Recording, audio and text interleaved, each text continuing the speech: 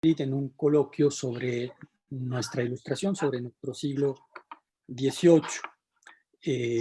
A mí me gusta, siempre que puedo, pues ir a dar la contra, ¿no? A fastidiar un poquito. Entonces, en ese coloquio en el que se trataba de exaltar a nuestros autores ilustrados, el texto que yo presenté se titula Iberoamérica a la sombra de las luces europeas, y ya verán un poco, ahora que se los lea, el nivel de provocación que este conlleva. Se los leo entonces. Está un poco adaptado a la nueva situación, ¿no? Quiero aprovechar esta ocasión para insistir, lo hice ya no hace mucho en Occidente y Nosotros, el prólogo a Occidentes del Sentido, Sentidos de Occidente, que acaba de citar Raúl y que está disponible en internet. Quisiera aprovechar esta ocasión para insistir en el equívoco en el que están quienes, en toda Iberoamérica, creen que forman parte de la fabulosísima civilización occidental. Y esto, empero, no es así, entre otras cosas, sobre todo porque a nosotros las luces esas en las que Occidente arraiga como tal, no obstante sus denodados y a veces hasta sangrientos esfuerzos, no nos han logrado nunca iluminar, o por lo menos no de modo que por fin acabasen disipando del todo nuestra propia civilización que, se supone, en la ilustradísima propaganda occidental, por cierto, con una muy curiosa o significativa insistencia, que es nuestra civilización la obscuridad misma.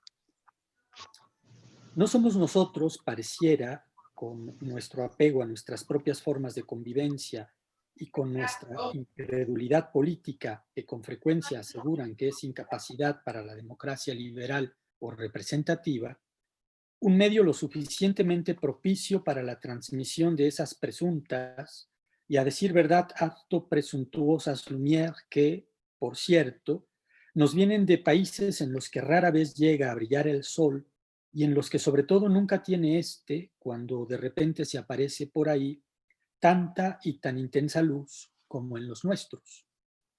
Claro está que ellos se refieren a otro tipo de luces y no precisamente a la luz natural, ni del sol, ni, por cierto, de la razón cartesiana, de la que también presumen harto vanamente.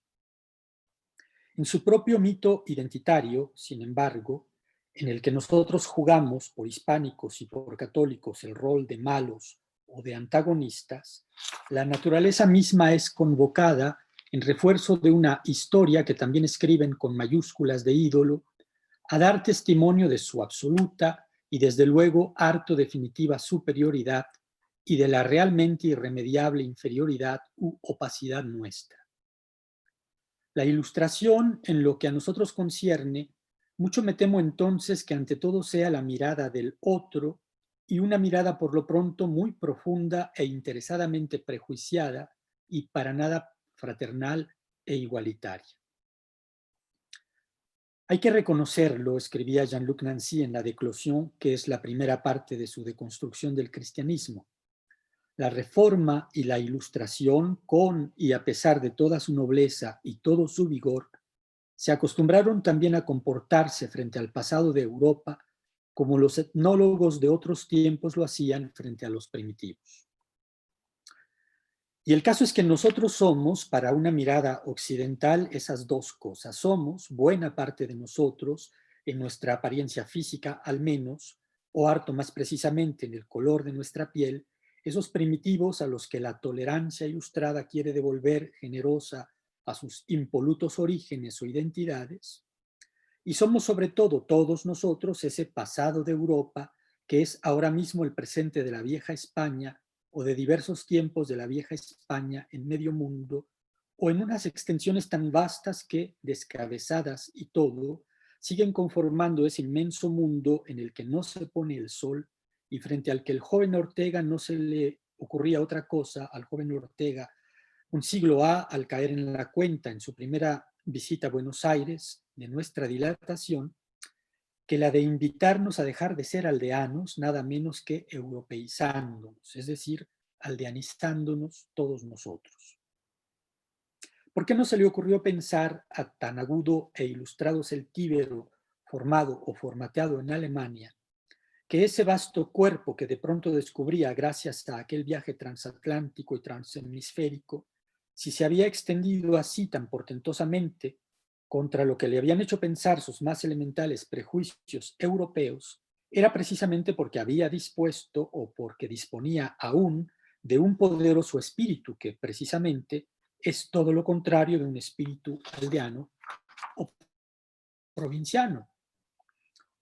Unamuno, en cambio, encontraba la pista de la hispanidad no solo en el hecho de que un Bolívar o un Sarmiento lo atacaran, a su juicio muy hispanamente, sino sobre todo en el hecho de que así lo hicieran los indios José Rizal de Filipinas o Benito Juárez de México, en quienes, por cierto, actuaba ya también, además de lo hispano, eso europeo o eso ilustrado que tanto le importaba a Ortega, y que los llevaba a Juárez por lo menos y al resto de los a ser durísimos con los mexicanos y con su pasado inmediato, que era y sigue siendo su pasado realmente vivo, el hispano o, si se quiere, en este caso sobre todo, el novo hispano.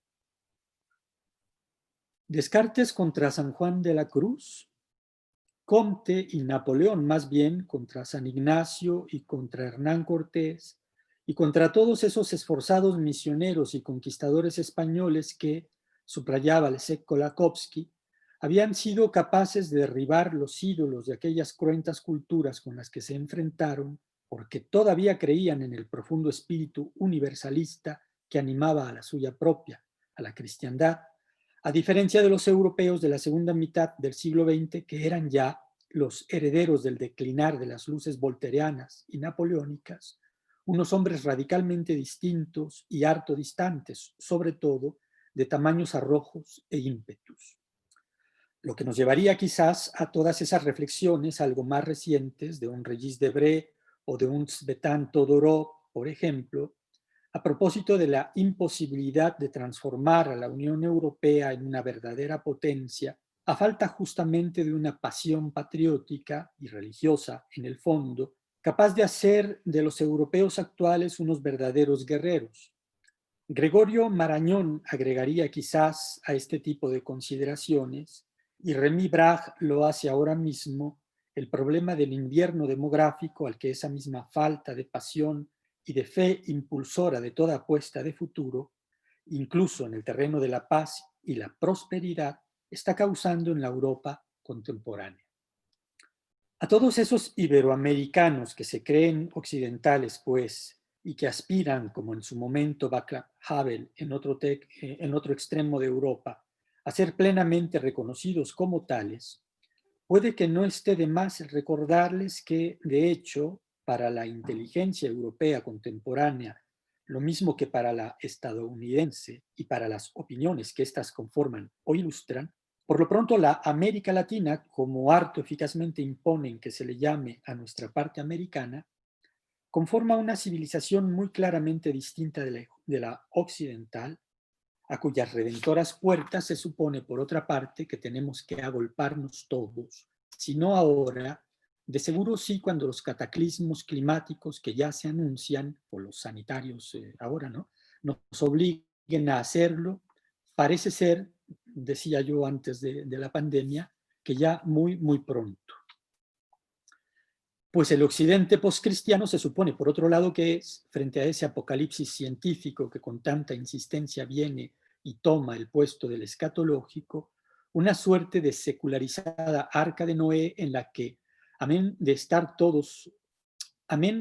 del todo salvos los sacrosantos derechos humanos, los desastres naturales no representan amenaza alguna.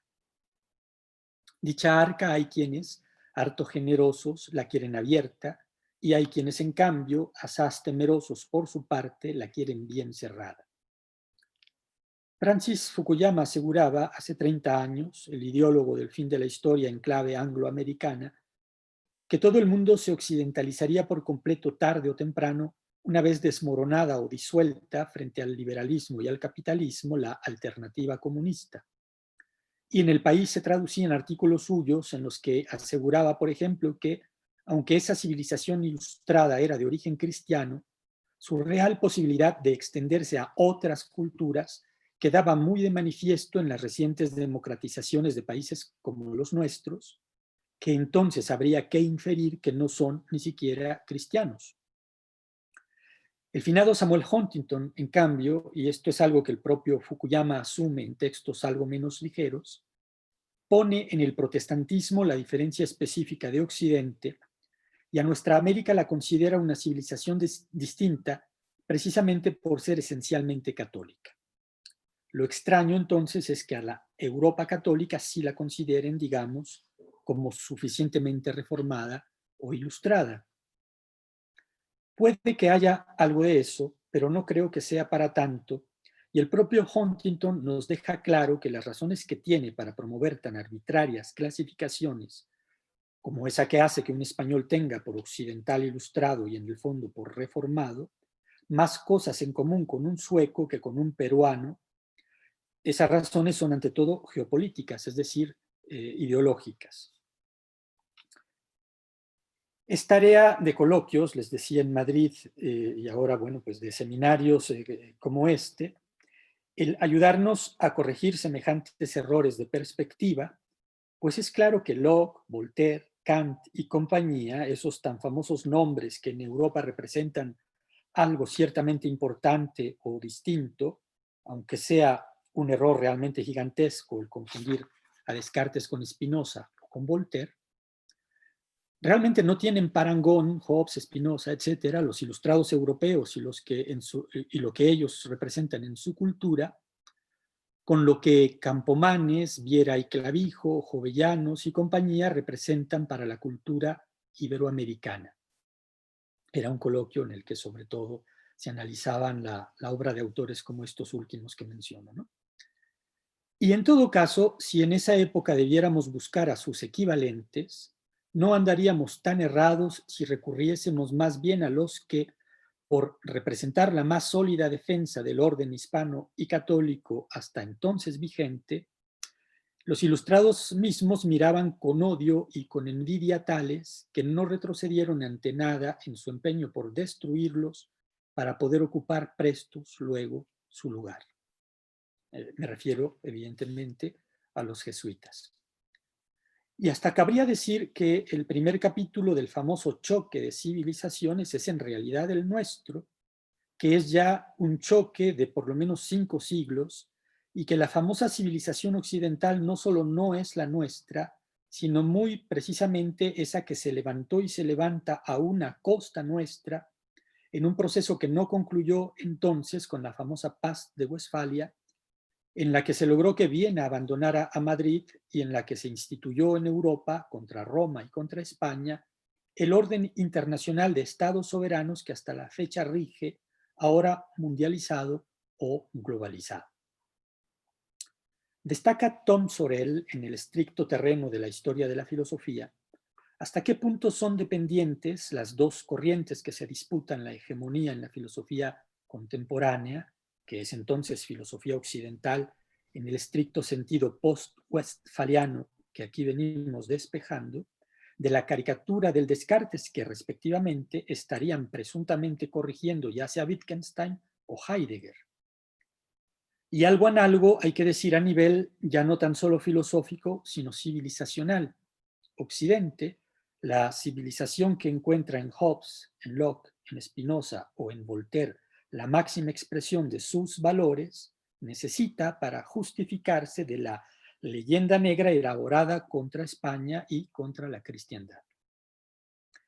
Elvira Roca Barea alcanzó estos últimos años, con la denuncia de estas cosas, un éxito editorial inmenso que, entre otros, le molestó muy especialmente al politólogo José Luis Villacañas, quien ni tardo ni perezoso arguyó, ilustrado él y en combate abierto contra la reacción, aquello tan consabido y tan a la mano de que las cosas son harto más complejas. Lo esencial a este respecto creo que lo dejó dicho ya José Cadalso en 1774, es decir, en pleno siglo volteriano, en sus famosas cartas marruecas. Les leo un párrafo de José Cadalso. Los pueblos que tanto vocean la crueldad de los españoles en América, escribe este, son precisamente los mismos que van a las costas de África, compran animales racionales de ambos sexos a sus padres, hermanos, amigos o guerreros felices, sin más derecho que ser los compradores blancos y los comprados negros. Los embarcan como brutos, los llevan a millares de leguas desnudos, hambrientos y sedientos, los desembarcan en América, los venden en público mercado como jumentos, a más precio los mozos sanos y robustos, y a mucho más las infelices mujeres que se hallan con otro fruto de miseria dentro de sí mismas. Toman el dinero, se lo llevan a sus humanísimos países, y con el producto de esta venta imprimen libros llenos de elegantes invectivas, retóricos insultos y elocuentes injurias contra Hernán Cortés por lo que... Y lo que Cortés hizo, amén de protagonizar una de las hazañas guerreras y políticas más extraordinarias de toda la historia de la humanidad, por la que López Obrador pidió, por cierto, y vuelve a pedir ahora que se disculpen en la España actual, fue derribar esos mismos ídolos de piedra a los que se ofrecían entonces cruentos sacrificios humanos y a los que el mismo Andrés Manuel López Obrador les renovó una suerte de culto light hace un par de años, ahí mismo, en donde lo interrumpió Cortés, en su toma de posesión como repuesto tlatoani de la asaz laicista República Mexicana. Fueron tiempos los de la sonriente aurora de las luces europeas, de intensificación de la leyenda negra antiespañola, pero sobre todo lo fueron de intenso ataque contra la Iglesia y contra todo resto de cristiandad. Se acusaba al cristianismo y a esa suerte de hoyo negro de la religión en general y a sus harto denigrados dogmas de las llamadas guerras de religión y de toda sangre derramada en ellas, en batallas, al final, por el poder desnudo o por el interés y el equilibrio de las potencias, en la instauración, insisto, del orden internacional westfaliano que sustituyó a la cristiandad política, y no en altares ni en piedras de sacrificio. Y se arguía que en consecuencia había que renunciar a toda religión, supliéndolas con una escéptica y tolerante filosofía, la de Voltaire, la de Kant, y con esa harto floreciente ciencia que, decíamos, los confortaba y hacía las veces, pues, de sucedáneo de la religión, a la que tan generosa o tan tramposamente renunciaban, en la idea de su indudable superioridad que a la postre traducían y traducen todavía en legitimidad. Nada más asomarnos, por ejemplo, a las ilustradísimas investigaciones filosóficas que sobre los americanos y con el fin de servir a la historia del espíritu humano publicó en 1768 Cornelio Francisco de Pau, nos encontramos ya en ellas como preámbulo a algunos de los más sulfurosos lugares comunes de la leyenda negra antiespañola, que se da por descontado el espectáculo grande y terrible de ver a nuestra mitad de este globo a tal extremo desfavorecida por la naturaleza que en ella, anótese esto muy bien, es, dice de Pau, todo es o degenerado o monstruoso. Y a partir de ahí va desgranando el ilustrado holandés unas enormidades que, compartidas por correligionarios suyos como el abate Renal o como el conde de Buffon, lejos de ser excepcionales, como sugiere ese relativismo que Villacañas va y lo pone a Barea, son tan centralísimas que acaban resonando, siendo recogidas o inmortalizadas nada menos que en el último curso que dictó ese portento del pensamiento clásico alemán en el que toda la filosofía, y especialmente la moderna, ilustración y romanticismo confundidos, alcanza su apoteosis. Para el Hegel de la razón en la historia, como para Cornelius de Pau y compañía, de quienes muy evidentemente recibe sin la menor crítica tan científicas o ilustradas noticias, el nuevo mundo es inferior al antiguo hasta en sus componentes naturales, su geología, su flora y su fauna, y todo ello en parte es divertido constatarlo precisamente por nuestro exceso de luz. Los extremos, explica Hegel en ese curso de 1830, el último que dictó, no son favorables al desarrollo espiritual. Como Leibniz, a falta de conocer nada mejor, el profesor Hegel se figura, el pobre, que Alemania es un país de clima templado y por lo mismo especialmente propicio para el desarrollo o desenvolvimiento de esa cosa extraña, evolución del Dios mortal de Hobbes y de la substancia de Spinoza, a la que él le da el nombre de espíritu y que, como es muy sensible el señor o el sujeto, es patente que huye de los climas extremos. Y como por ahí ha leído en hartos célebres y también harto halagüeños autores europeos que nuestros climas son climas extremos, piensa Hegel, como de Poe y los otros, que en América los indios son naturalmente inferiores a los mestizos, estos a los blancos de origen europeo y los españoles por católicos, si no por ser mestizos a su vez de judío o de moro, de los protestantes que pueblan la América del Norte, que es la que eventualmente puede llegar a jugar un papel en la historia universal. Y este racismo harto ilustrado lo apoya Hegel en una consideración de corte espiritual que no deja de ser curioso reencontrar vigente en nuestros propios días de globalización y de tantos y tan diversos contactos entre nuestras sociedades y culturas, que parece pues que sí, que se repelen, nada menos que en la pluma de Francis Fukuyama. Para ambos, el individuo atomizado o solitario que el protestantismo ha logrado producir es ante todo un verdadero hombre ético y, por eso mismo, capaz como ninguno de esa credulidad a la que ya aludíamos y a la que Hegel le da el pomposo nombre de espíritu objetivo, mientras que el católico, que se niega a darle al César lo que considera ser de Dios, harto evidentemente no lo es. Vemos prosperar a la América del Norte, enseña Hegel, gracias al desarrollo de la industria y de la población, gracias al orden cívico y a una sólida libertad. Toda la federación no constituye sino un solo Estado y posee sus centros políticos. En cambio, en la América del Sur, las repúblicas no descansan sino en la fuerza militar. Toda su historia no es más que una revolución continua. Unos estados confederados se separan, otros se unen de nuevo, y todos esos cambios son el resultado de revoluciones militares. Más precisamente, las diferencias de las dos partes de América nos hacen ver dos direcciones opuestas a la vez de orden político, dice, y de orden religioso.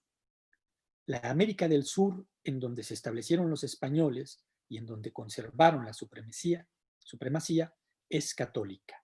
La América del Norte, concluye, aunque en general país de sectas, es fundamentalmente protestante. No es costumbre en nuestro etos hispánico, y esto arraiga en nuestro cristianismo, ensañarse con el vencido o, como muy plásticamente se dice por ahí, hacer leña del árbol caído. ¿Qué clase de comparación es esa en la que se considera inferior a una cultura que, amén de haber hecho a Europa, en nuestra América había tenido ya para entonces 3 siglos de tan extraordinaria fecundidad, tan solo porque de repente enfrenta a esta un bastante mal momento, como por cierto le ha ocurrido ya en Europa otras tantas veces? ¿Qué precipitación y qué prisa más sospechosa es esa de considerarse vencedores absolutos en tan incierta coyuntura como ha resultado ser la pretenciosa modernidad? Potencias westfalianas necias, cabría decir, parafraseando a Sor Juana, que acusáis a la América española sin razón, fingiendo no saber que sois vosotras la ocasión y el sustento mismo de la violencia y la anarquía que juzgáis. Esto mismo José Antonio Ullate Favo lo plantea en su libro Españoles que no pudieron serlo estupendamente. Más de 250 años de provocaciones, de agresiones, de incentivar el espíritu levantisco contra la corona española, escribe, no produjeron fisuras relevantes en el edificio hispanoamericano y, sin embargo, en un corto lapso de 15 años, con una simultaneidad asombrosa, los habitantes de ese descomunal edificio político se vuelven unos contra otros en facciones irreconciliables y, con las vicisitudes que explicaré, dice, terminan por lograr la humillación de España por la que tanto suspiraban los ingleses desde antaño. En la cultísima Alemania del célebre profesor Georg Wilhelm Friedrich Hegel, no faltan los argumentos, y argumentos alto ilustrados, por cierto, aunque no necesariamente de los del gusto del laicismo que se importa o que se exporta preferentemente a nuestros países de cultura católica. De la religión protestante escribe el Hegel, seductor nada menos que del joven Unamuno, y del Ortega joven también, y hasta del Ortega maduro. De la reforma nace, dice Hegel, la confianza recíproca en los individuos, la fe en su carácter, pues en la Iglesia protestante las obras religiosas son toda la vida, toda la actividad de esta vida. Entre los católicos, por el contrario, dice, el fundamento de una confianza como esa no puede existir, pues en los asuntos del mundo no reinan sino la fuerza y la servidumbre voluntaria. Las formas que llaman constituciones, agrega, no son otra cosa que medios de fortuna y no protegen, dice, de la desconfianza. Se queda uno perplejo al leer estas cosas y en automático le busca al celebérrimo, y ya se ve por qué de ordinario tan oscuro filósofo, la excusa de su tiempo, que carecía de tantos recursos cognitivos como tenemos nosotros. Y se acuerda uno también de Venustiano Carranza, el cabecilla revolucionario, y de su reflexión en vísperas de la violenta imposición al pueblo de México de la de nuevo harto ilustrada Constitución de 1917, a propósito del irremediable divorcio que hay entre nosotros, entre esas leyes del supuesto Estado soberano y nuestra propia vida, incluso política.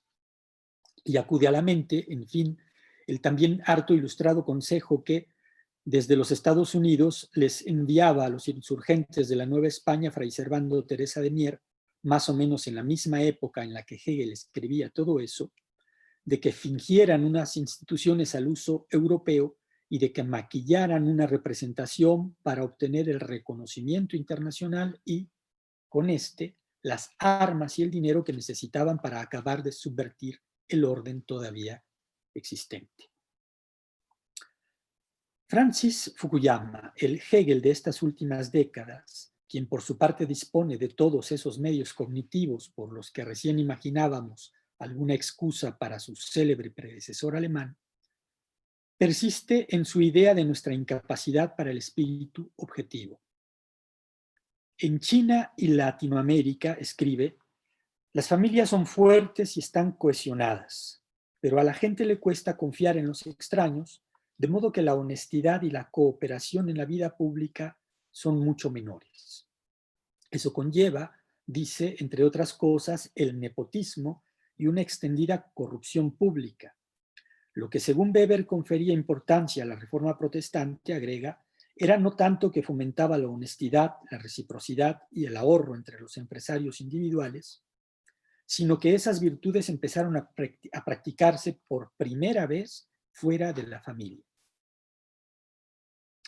El prejuicio es fuerte y persistente. A 170 años de distancia, empero, Fukuyama dispone de una información muy importante a la que ya aludíamos antes con lo del invierno demográfico y a la que Hegel no podía ni con su portentosísima razón tener acceso.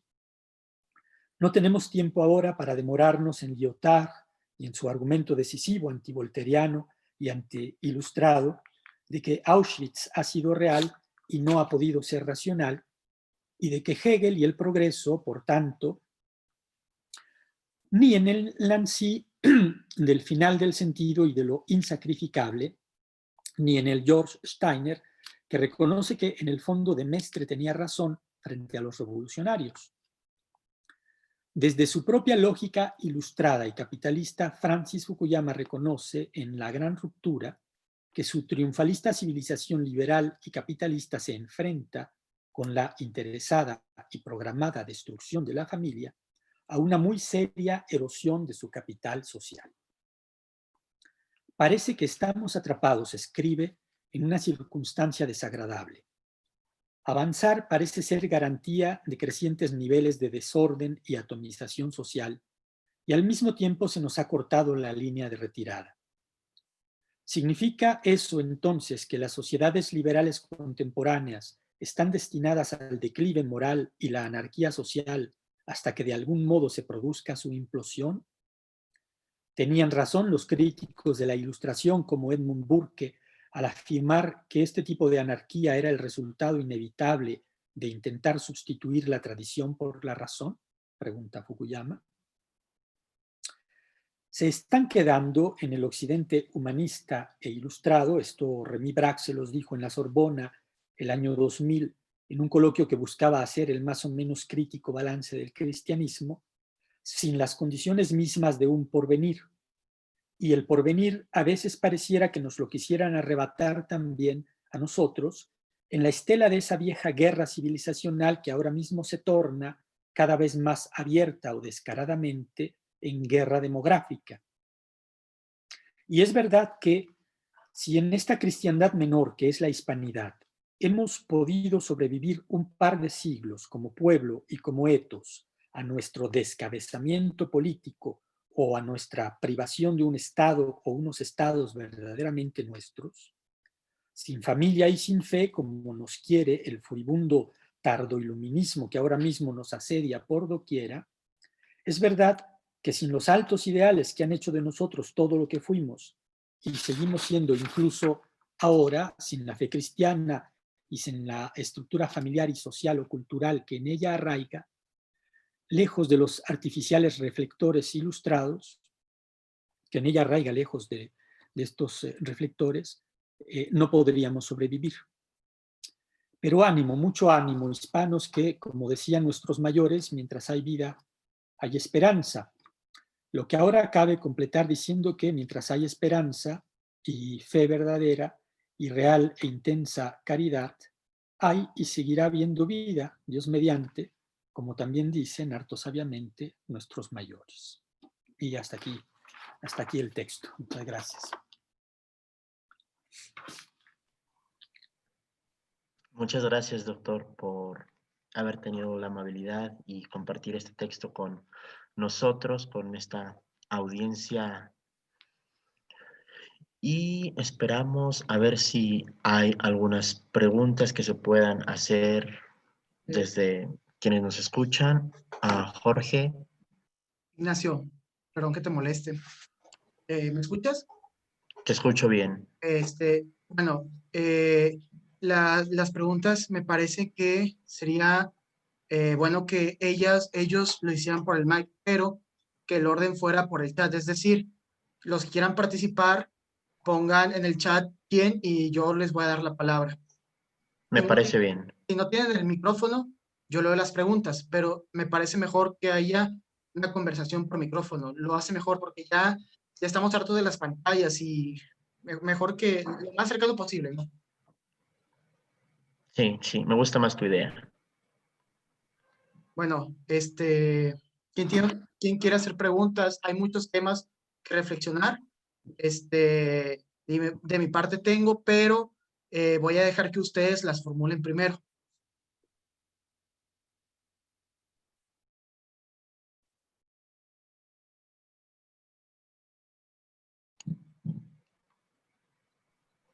Yo opino que menciones tus preguntas primero. Creo que sería lo más indicado, si ya las tienes preparadas. Bueno, si quieren, yo las doy primero. Doctor, en esta charla que nos ha dado, yo me quedo pensando referente también a la encíclica nueva que sacó el Papa, Fratelli Tutti, ¿no?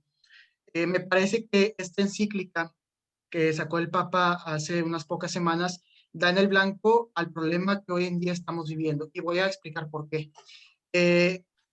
Hay una obra, bueno, usted la tradujo y yo tuve la oportunidad de leerla, que es la de George Besunzo, la Europa genocida. Y hay unos párrafos donde menciona Besunzo que el problema del racismo, de la eugenesia social que pasó en Alemania y en gran parte de esta Europa, se debe a que poco a poco fueron erosionando las ideas cristianas, ¿no? Menciona Besunzo que el fundamento de la unidad humana fundamento cristiano de la unidad humana se fue disolviendo, ¿no? Ante este darwinismo social, que parece que este darwinismo social, en el fondo, es se fortalece por las ideas de Westfalia, ¿no? Por las ideas del Estado-Nación, donde los hombres no comparten una misma naturaleza. De hecho, la idea de naturaleza humana, en el sentido de que todos tenemos una misma unidad, ya ve Agustín en su historia teológica, todos estamos ahí porque partimos de una misma unidad. Parece que se disuelve, y esta humanidad ya no se, es más bien es si la modernidad trata de unirlas, es por un método artificial, ya sean los derechos humanos, que en sí mismos carecen de fundamento. Los derechos humanos actuales carecen de fundamento. Entonces, cualquiera puede ahí ponerle cosas porque no tiene con qué sustentarse. Entonces, ahí es quizá uno de los grandes problemas, porque la ilustración y la modernidad trata de dar unidad cuando hay una carencia de fundamento en sus mismas premisas. Y también hay una reacción, y quiero relacionarlo este es mi segundo comentario, con estos latinoamericanismos que nos están surgiendo, ¿no? Porque eh, al disolver la idea de universalidad humana, surgen, digamos, estas reacciones contra Europa en mayúscula, pero a la vez le imitan estas particularidades que se niegan al universal. El caso, por ejemplo, por ejemplo, de Dussel, ¿no? O entre otros, ¿no? Ese es mi comentario. No sé si usted quiere aportar, enriquecerlo, no sé. Pues sí, lo que pasa es que es un asunto muy, muy, muy importante, muy profundo, en el que habría que detenerse mucho. Tiene mucho que ver con lo que acabo de exponer. Nosotros nos creemos occidentales, en general, en la medida en que malinterpretamos Occidente como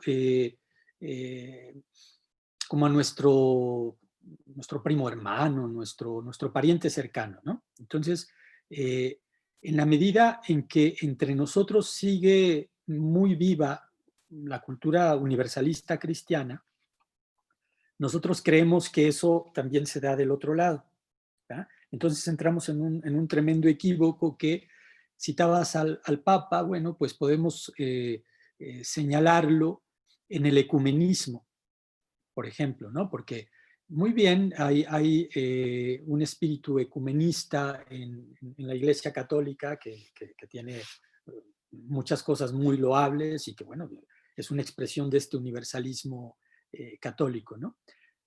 Pero del otro lado no es así. O sea, los protestantes en general no son la cultura protestante de suyo no es una cultura ecuménica, ¿verdad? Es decir, ¿bajo qué condiciones un protestante realmente sería ecuménico? Eso es lo que habría que revisar. Las citas que hago acá de Hegel, o sea, que nos lo muestran como un grosero racista, ¿no? Pues tienen mucho que ver con esa cultura protestante de la superioridad de estos elegidos, que por lo tanto tienen una separación absolutamente radical con los que no somos elegidos en su perspectiva. O sea, ¿cómo lograr un verdadero universalismo como el que muchas veces cándidamente suponen los ecumenistas, ¿no? O sea, los partidarios del ecumenismo. Ahora, esto que tiene su dimensión, o sea, la dimensión fundamental es esa, la dimensión teológica. Esto que tiene este núcleo teológico, luego se expresa secular o social o científica o laicamente, en fin, ya habría que hacer todo un análisis lingüístico y de la realidad, pues de los distintos planos de la realidad para ver qué expresión darle.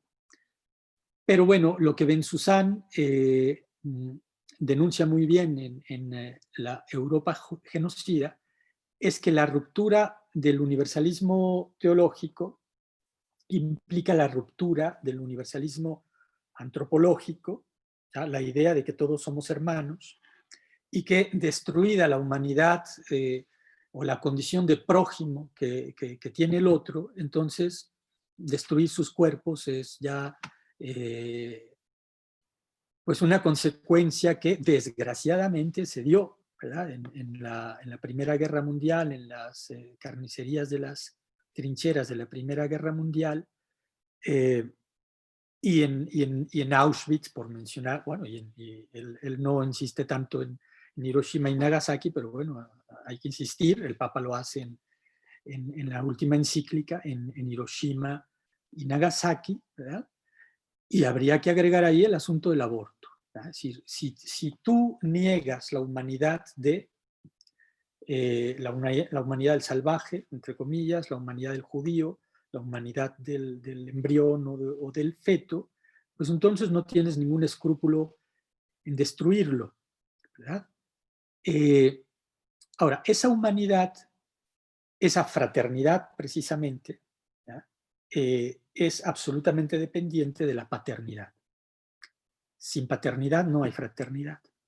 Sin el Dios trascendente del cristianismo, la fraternidad de la Ilustración se viene abajo. Y pues rápido viene en el siglo siguiente a este que analizaba en mi texto, ¿no? En el siglo XIX viene el darwinismo social, que nos dice que, bueno, somos distintos grupos animales evolucionados en lucha por la supervivencia del más apto, ¿no? Entonces esto, Spencer y compañía, rápido lo transforman en racismo doctrinario y en racismo político, ¿no? Y exterminador. Eso que llevó a Auschwitz y que en Auschwitz tuvo un fracaso, un desprestigio, un momento pues, de tremendo frenazo, desgraciadamente no acabó allí, porque, por ejemplo, los universitarios europeos, los estudiantes, los profesores, los intelectuales, todo el mundo te dice, no, era un error. Los biólogos han encontrado que no hay mucha sino una sola raza. Con lo cual, estos están desplazando el lugar de Dios al laboratorio. ¿Quién te dice que somos semejantes y que no te puedo matar o que no me puedes matar por ser tu prójimo? Según ellos, un laboratorio. Pero por Dios, los laboratorios hoy dicen una cosa, mañana dicen otra, ¿no? Y lo vemos en estos días, están demasiado cerca del poder ¿verdad? Y en una situación de crisis son de una fragilidad absolutamente deleznable, ¿no? Y parece, último comentario, y pareciese que este ecumenismo se escuda. Bueno, yo también estoy a favor del diálogo, pero el problema es que como bien menciona, los que están enfrente no están dispuestos a ello, ¿no? Porque también, me parece que uno de los errores también de la parte de aquellos que queremos dialogar es que presuponemos que porque la Ilustración toma ideas cristianas, pues es bien fácil el diálogo, ¿no?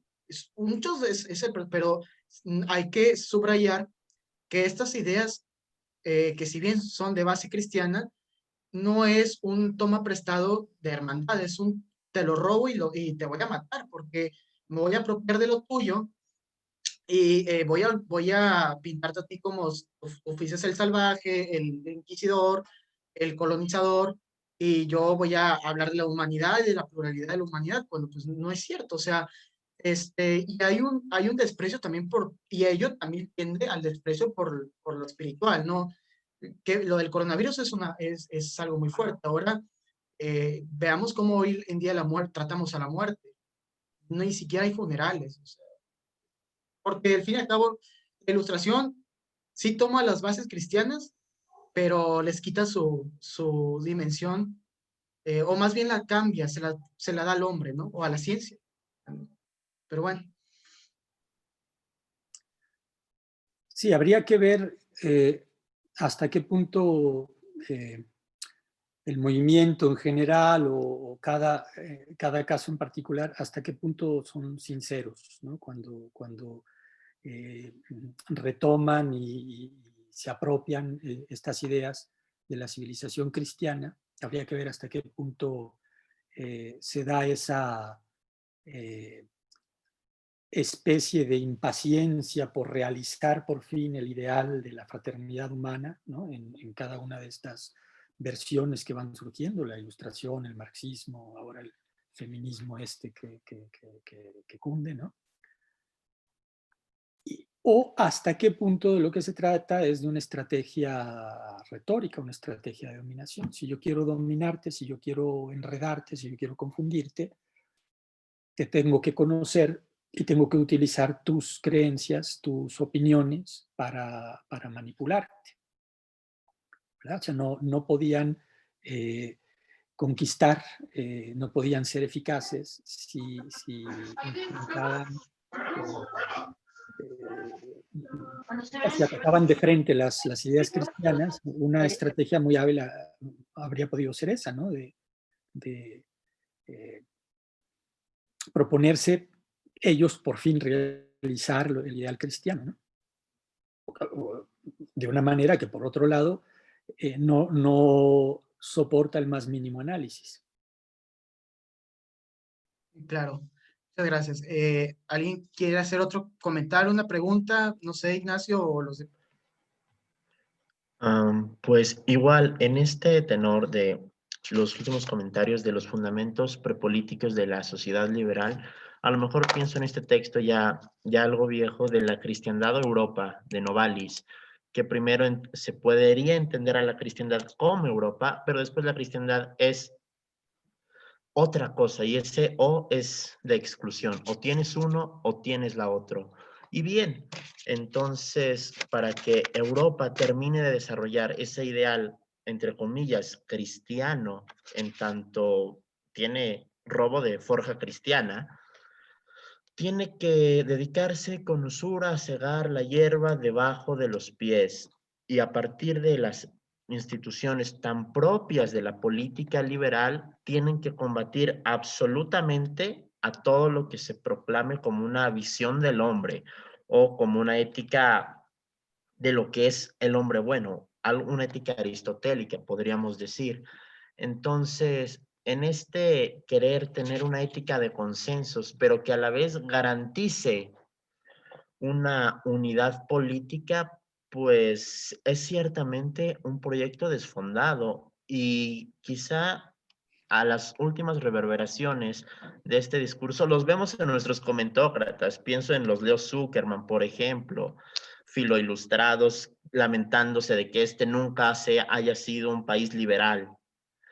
Pero no sé hasta qué punto la hierba vaya a sofocar en algún momento a la encina, porque pues el 80% de la población aquí es nominalmente católica, pero no sé hasta qué punto la sociedad liberal vaya a terminar de minar los fundamentos que ya los destruyó en lo legal al menos, pero que continúe a hacerlo en lo sociológico. Gracias. A ver, lo que podemos ver en los últimos años, y esto lo prevé Fukuyama en este libro, centralmente en este libro que cité, La Gran Ruptura, pero bueno, no solo ahí y no solo Fukuyama. O sea, estamos viviendo un ataque intensificado del liberalismo y de esta voluntad de destruir las bases éticas y religiosas de todas las periferias o de todos los arrabales, de todo lo que todavía resiste contra esta civilización ilustrada dominante, ¿no? Entonces, así podría yo explicarme el anacronismo de nuestros intelectuales, no solamente comentócratas, sino en general de todos nuestros intelectuales, ¿no? O sea, de nuevo, desde el punto de vista eurocéntrico de los europeos van marcando la pauta, van marcando el hoy, el presente de la filosofía, pues todo este tardoiluminismo de nuestras periferias es algo que deja perplejo, porque los europeos llevan 30 años preguntándose qué hicieron mal y ahora qué carajos van a hacer, puesto que se les vino todo abajo, ¿verdad? Y sin embargo, los intelectuales de punta, los comentócratas de prestigio acá, siguen actuando como si no se enteraran, ¿verdad? O los políticos, ¿no? El propio AMLO, el propio Zapatero en España y ahora Pedro Sánchez, etcétera, etcétera, ¿no? Entonces hay un plano donde uno se dice, bueno, pues estos no se enteran, ¿verdad? O sea, ¿por qué esta insistencia en por fin realizar la ilustración en nuestros países, cuando en los países que antes cabía envidiar porque son los poderosos, los ricos, los que marcan la pauta, etcétera, etcétera, resulta que ahora está claro que van contra el muro y entonces no son envidiables, no son envidiables. ¿Quién dice que va contra el muro? Sus propios intelectuales, Habermas, etcétera, ¿no? O sea, Fukuyama, etcétera, ¿no? O sea, sus propios intelectuales, Onfray, en fin, casi todos. Nancy, en mi diálogo con Nancy es notorio su pesimismo y mi echarme yo para atrás frente a su pesimismo, ¿no? De Occidente se va a la mierda, ¿no? O sea, entonces, ¿cómo es que frente a este Occidente que está perplejo frente a su propio ocaso, frente a su propia quiebra, frente a su propio hundimiento, nuestros intelectuales formales, reconocidos de prestigio y todo el aparato que los acompaña, siguen actuando como si esto fuese todavía el siglo XIX en el que estamos tratando de alcanzar a los países modelo, ¿no? Esa es una cosa que deja perplejo.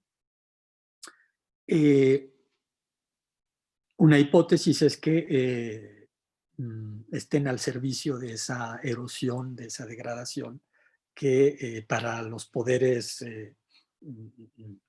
liberales, digamos, ¿verdad? Es necesaria, ¿no? Porque mientras haya familia, mientras haya valores tradicionales, mientras haya vínculos entre los grupos humanos, ¿no? entre la familia, entre los vecinos, entre los pueblos, etcétera, etcétera, el dominio de los mismos va a topar con pared, ¿verdad? Para que se establezca un verdadero poder eficaz. Es necesario romper todos esos vínculos, ¿no? Agamben por ahí haría un análisis de lo que está pasando que iría en el sentido de esta necesidad de preparar el terreno, digamos, ¿no? Muchas gracias, doctor. Y ahora, me parece, Andrés Upegui tiene una pregunta. Entonces, ¿puedes activar tu micrófono, Andrés? Hola. ¿Qué tal? ¿Me oyes? Sí, sí. Profesor Juan Carlos, ¿no crees que detrás de todos estos movimientos, no sé cómo llamarlos, identitarios,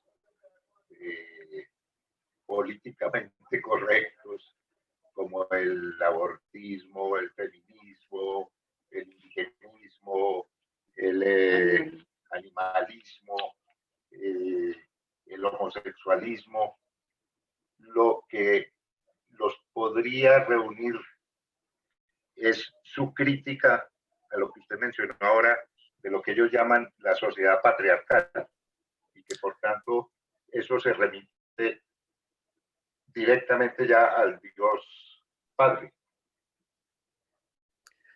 Sí, totalmente, totalmente. O sea, o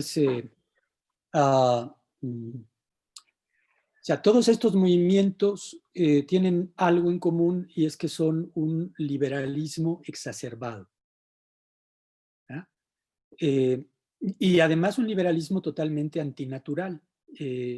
O sea, si nosotros tratamos de imaginarnos a estos activistas que vemos tan activos en los medios, haciendo lo que hacen, bueno, justamente en la medida en que tengamos sentido común, nos vamos a dar cuenta de que eso es increíble, eso ¿quién se lo compra?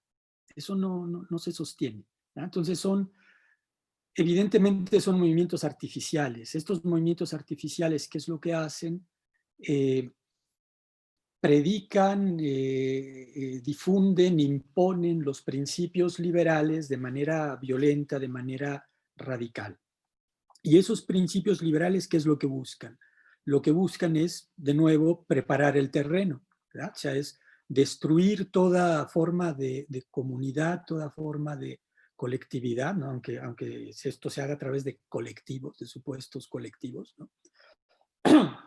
Para no meterme en problemas, ¿no? El más claro es el colectivo mujer, ¿verdad? O sea, es el más absurdo, ¿verdad? O sea, como, ¿verdad? Como si la mujer fuese separable de sus hijos, de sus padres, de su padre, de sus hijos, de su marido, de sus hijos varones, ¿no? O sea, es absolutamente ridículo, ¿verdad? O sea, si eso se lograra, entonces sí se tendría una destrucción de toda base natural de la natural e histórica de la sociedad. Y evidentemente eso es lo que buscan estos movimientos. Y de nuevo, no solamente lo puede decir alguien desde la periferia que dice nos están atacando así, sino que esto está en las obras de los intelectuales de Francia, de Estados Unidos y hasta de sus estrategas.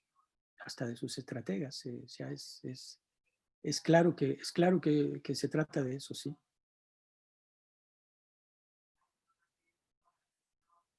Por más que pueda haber excepcionalmente algún creyente convencido de este o de aquel movimiento, ¿no? Que realmente esté allí porque realmente cree, ¿no? Es como cuando te visita un testigo de Jehová, que eso lo puedo conectar con lo que decíamos recién, ¿no?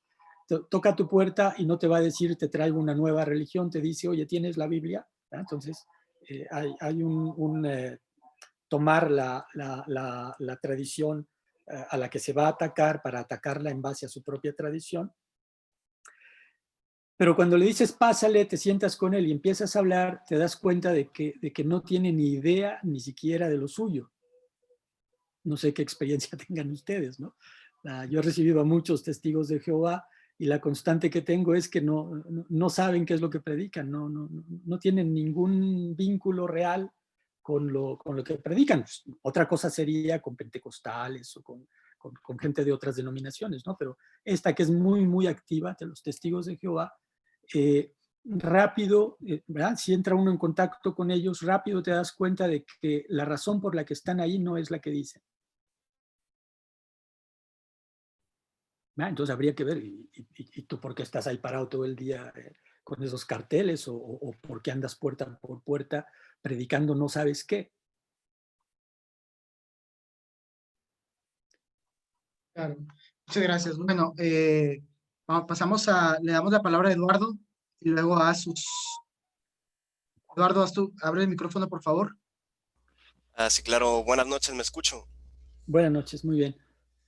Muy bien, buenas noches, doctor. Me gustaría hacer una pregunta. Primero, pues, fundamentarlo, ¿verdad? Lo que había mencionado sobre China y, pues, Latinoamérica, ¿verdad? En lo que se relaciona a la unión familiar, donde hay familias sólidas, ¿verdad? Y fuera de estas familias sólidas, pues todo es una otredad, ¿verdad? Y es por eso que, pues, no se puede confiar en la comunidad exterior a la familia. Y es por eso que existe cierta corrupción, ¿verdad? Porque todo se hace, y muchas veces incluso la corrupción está en pos de pues la familia, ¿verdad? Como por ejemplo me acuerdo del caso de la India, en el que pues hay ciertos exámenes en donde los familiares van y pues rompen las reglas de pasar las respuestas de las preguntas a sus hijos y a base de pues andarle pagando a los policías para que pues no los arresten, ¿verdad? Y esto también me recuerda cómo se organizaban las familias durante la antigüedad, ¿verdad? Bueno, las comunidades. Más que las familias, ellos creían en la comunidad inmediata, ¿verdad? Es decir, la villa, la aldea, todas estas cosas. Y lo que estuviera fuera de esas aldeas, ahí sí era una otredad. E incluso si vivían en una entidad como pues el imperio aqueménida o el imperio sasánida, incluso el imperio romano, antes de que pues se infundiera esta idea de pues la universalidad de las civilitas romanas en el reinado de Carcala.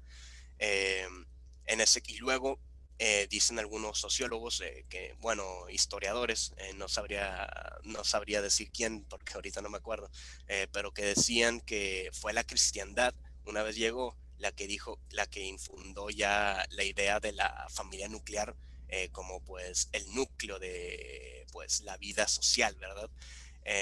Y pues como ya era un conjunto de familias, estas tenían que vivir bien, es decir, relacionarse bien con su exterior, en este caso la familia, a pesar de que era lo social nuclear, el exterior pues no era una otredad en sí, sino uno tenía que andar bien con su vecino, aunque no fuera de la familia nuclear, ¿verdad? Entonces llegó el protestantismo y algunos sociólogos, pues estos sociólogos dirían que fue como una radicalización de ese principio, ¿verdad? En el que pues ya solamente la familia nuclear importa y eso se llevó hasta que solamente lo individual importe, ¿verdad? En ese caso sería esta individualización como un llevar un extremo ese principio cristiano de la individualidad de la conciencia, ¿no? Que incluso también hablaba de eso San Agustín. Esa sería mi pregunta. Bueno, ellos dirían que sí, pero a mí me parece que eso es pues un reduccionismo, ¿no? Eso es un reduccionismo que habría que explorar. Emmanuel Todd, que es un demógrafo francés contemporáneo, que dice que la construcción europea es imposible, dice que Europa se distingue en dos tipos de familias, ¿no? La familia horizontal mediterránea y la familia vertical nórdica. La familia horizontal mediterránea es una en la que heredan todos los hermanos por igual, explica Emmanuel Todd, y por lo tanto hay una relación horizontal entre todos ellos y el padre, bueno, pesa, pero no pesa tanto como en las familias verticales nórdicas, donde la autoridad paterna es absolutamente dictatorial, así como en la película esta Carácter, ¿no? Y hereda uno solo de los hijos. Entonces, allí más bien habría que hacer una antropología. Emmanuel Todd es alguien más o menos ligerón, pero da pistas interesantes sobre las que luego habría que profundizar haciendo un estudio de las familias que bueno, yo no he hecho, ¿no? Menciono nada más esta pista que él nos da que me parece buena. Habría que explorar esas estructuras antropológicas que hay en estos países marginales en los que se dio el protestantismo, ¿no? Y en los que prosperó luego el poder económico, industrial, etcétera, etcétera, según algunos por razones religiosas, pero que más bien habría que buscar otras razones geoestratégicas, ¿no? Principalmente la rivalidad entre Francia y España. Yo creo que esa es la razón principal, así como la rivalidad entre Esparta y Atenas fue lo que creó el Imperio Macedonio, ¿no? Y en fin, eso lo justifican ellos con esta evolución protestantocéntrica que luego nos dedicamos a comprar nosotros, ignorando ellos lo que nosotros somos y de paso ignorando nosotros mismos lo que nosotros somos, esclavos de la lectura pasiva de unos textos que no confrontamos con nuestra propia experiencia, ¿no? Porque acá mi interés es mostrar que, bueno, sí, por supuesto que hay algo de nepotismo, hay algo de corrupción, hay algo de todo eso, pero es ridículo eso de que en los países católicos no reconozcamos al desconocido como un prójimo, ni nos comportemos moralmente con él, ni podamos construir algo con él, porque vamos a ver, ¿verdad? Cuando Hegel dice lo que dice en ese párrafo que yo citaba, los católicos habíamos construido en este continente pues toda una cultura cuyos valores culturales todavía muestran pues su superioridad frente a lo que los protestantes han construido los últimos 200 años, ¿no? O sea, la gastronomía o la arquitectura, por ejemplo, yo creo que eso es flagrante, ¿no? O sea, que la gastronomía católica en América es superior a la gastronomía protestante, no creo que me lo vayan a discutir, ¿no?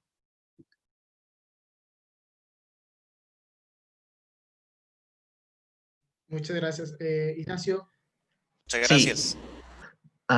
Daniela García Enríquez hizo una pregunta al privado, la hizo inmediatamente después del comentario de Udardo, pero lo hizo al privado, entonces lo voy a leer. Ella dice, si podemos pensar que Europa constantemente trata de reconquistarnos al demeritar la vida religiosa de Iberoamérica al hacer que las perversas ideologías neoliberales sean norma de la vida actual.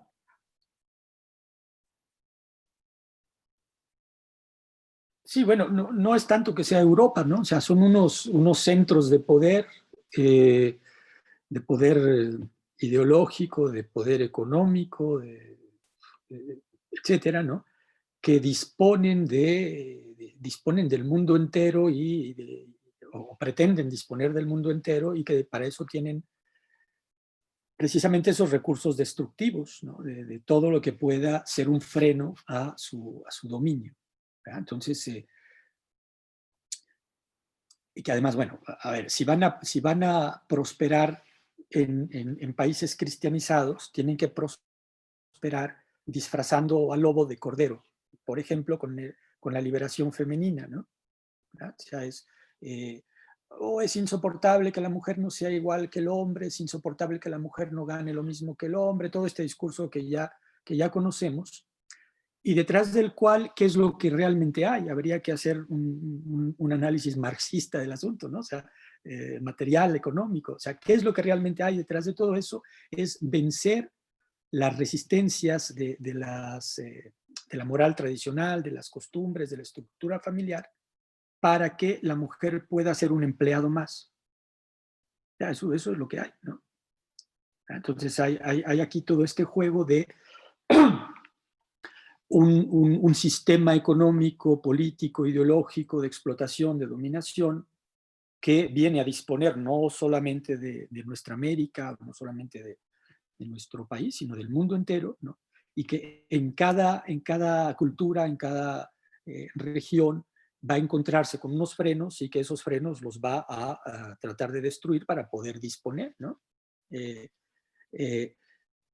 Y claro,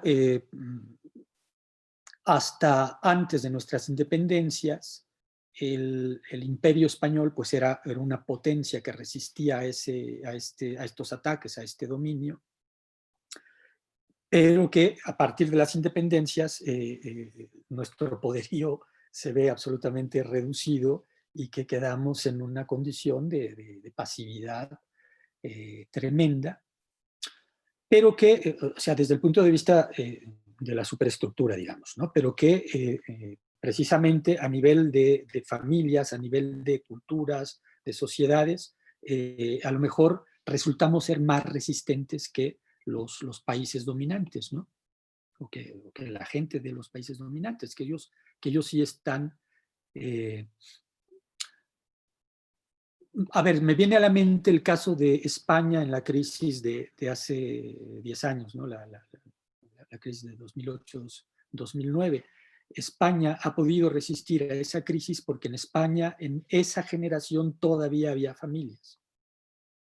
De tal forma que los padres que recibían pensiones ayudaron a los hijos que se quedaron en el vacío, ¿no? El problema es que estos hijos que fueron ayudados por esos padres pensionistas, ellos mismos ahora no, la mayoría de ellos no tienen hijos, de tal forma que la siguiente generación española ya va a ser una generación destruida, ¿no? Una generación que los que queden van a estar ahí como átomos y van a estar a la entera disposición de lo que vayan indicando los amos del poder. Eso en nuestros países es todavía más amplio.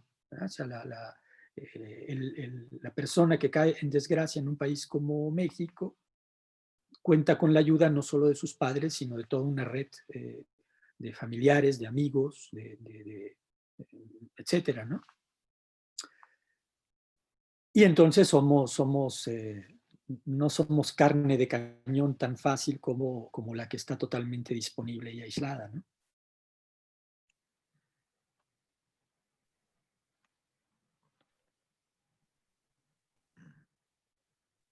Ignacio. De acuerdo, doctor. Entonces, la participación de Julio Guevara. Por favor, puedes prender tu micrófono. Bueno, muchas gracias. Bueno, lo que quería añadir era, bueno, más bien una pregunta que va enfocada a una idea reciente, a una idea que pues personalmente formulé en base de por qué ocurren toda esta cantidad de acontecimientos que para mí o para la mayoría de ustedes son más bien extravagantes. Primero quiero resaltar que es importante conocer, o bueno, de cierta manera reconocer que estos movimientos surgen a partir de un idealismo, o de un idealismo, o de un ideal, o de una lucha más bien, que pretende ser noble, ¿no? Bajo ese discurso de que precisamente se busca la igualdad de todos, se busca la equidad para todos. Claro, cuando se busca la equidad y la igualdad para todos, terminamos como estos movimientos que pretenden desnaturalizar la esencia, o más bien la naturaleza del hombre, o más bien de construirla. ¿Sí? Entonces, pienso que luego de haber pues, leído parte del libro creo que el autor se llama Bauman, La modernidad líquida, y en base a lo que acabo de escuchar de usted, doctor Juan, es que esto puedo adjudicarlo al capitalismo salvaje o al libre mercado. En lo que se llama lo que es el darwinismo económico o darwinismo social, donde prácticamente ya la dignidad no vale, los valores no valen, sino que es fundamentalmente lo que de si el dicho ser humano puede ser o no competidor en la sociedad, y competidor ya no sería la importancia de su trabajo, sino más bien lo que gana en cuanto a lo que venda. Por ejemplo, un caso muy particular en Colombia vemos pues a los influencers, personas que ganan dinero a partir de hacer por así decirlo, cómicos, o sea, es decir, shows cómicos o cualquier cosa realmente necesaria para la sociedad, pero que sirve más bien como entretenimiento, ¿sí? Como pan y circo. Entonces pienso que esa desnaturalización que a su vez estas personas promueven en base a su ignorancia con respecto a historia, cultura, antropología, sociología, es recibida por estas otras personas quienes consumen el producto y que no por hablar peyorativamente, sino que son ignorantes, puesto que no conocen toda esta cantidad de cosas que son importantes para conocer en sí qué es el hombre y cómo funciona. Y pienso que no se podría dejar de lado al culpar al capitalismo en base a esto, al capitalismo salvaje. Soy fiel pues creyente de que tiene que haber alguna especie de economía heterodoxa donde se combinen diferentes tipos de economía, ya sea ambientalista y lo demás, para no caer en este darwinismo salvaje que se está viviendo gracias a este capitalismo salvaje.